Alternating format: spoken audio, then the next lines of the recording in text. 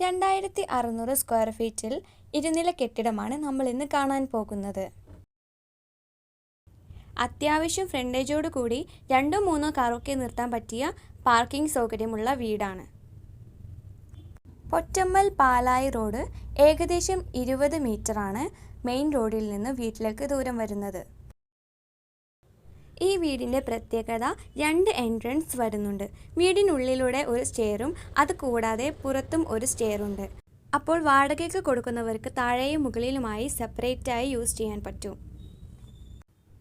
ഇത് വീടിൻ്റെ ബാക്ക് സൈഡാണ്. അത്യാവശ്യം ഏരിയ ഉണ്ട്.